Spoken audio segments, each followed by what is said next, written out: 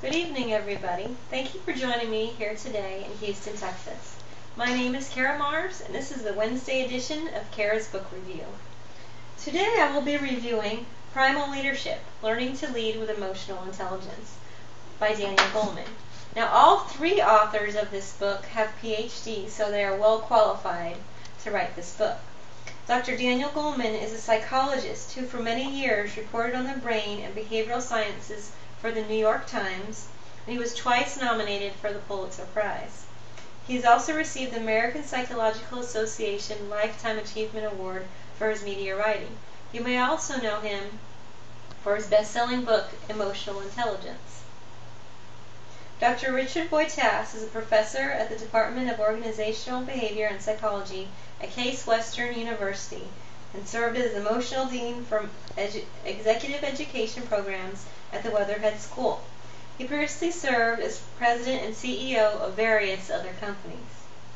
Dr. Ann McKee is a co-founder of Telios Leadership Institute and teaches at the University of Pennsylvania's Graduate School of Education.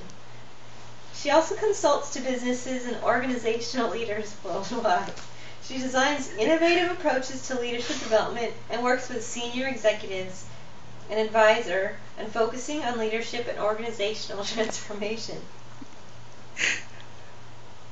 Now, this is intended for all leaders in any type of organization who are looking to add leadership strength by improving emotional intelligence and in themselves and in their team. This is a leadership skill that helps inspire members do their best through optimism and positivity.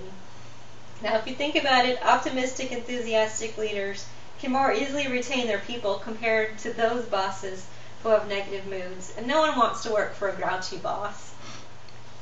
And this can apply to any leadership arena, including teachers, families, sports teams, work groups, anywhere from the top level CEO or the bottom level like your PTO or your PTA, meetings, or for your homeowners association.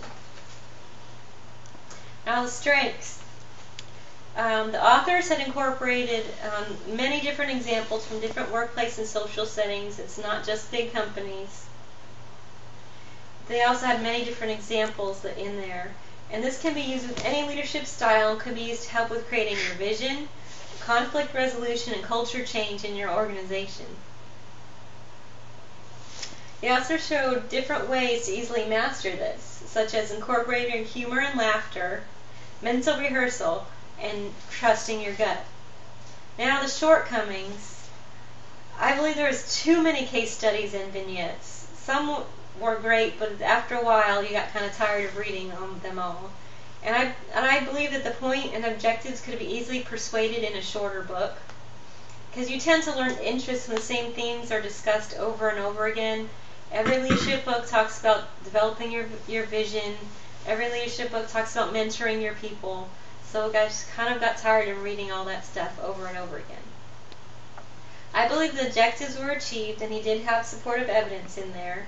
The studies were all referenced throughout, and there was first-hand interviews throughout the book. He used a wide variety of examples to support positive results of emotional intelligence, and he used scientific knowledge of how our brain works to further enhance your reasoning and understanding for the importance and impact of emotional intelligence. I definitely recommend this book. There's several medical examples in this book. And I want to share with you my favorite quote from this show, and it's, "No creature can fly with just one wing. Gifted leadership occurs where heart and head, feeling and thought meet. These are the two wings that allow a leader to soar." Thank you for listening to my presentation.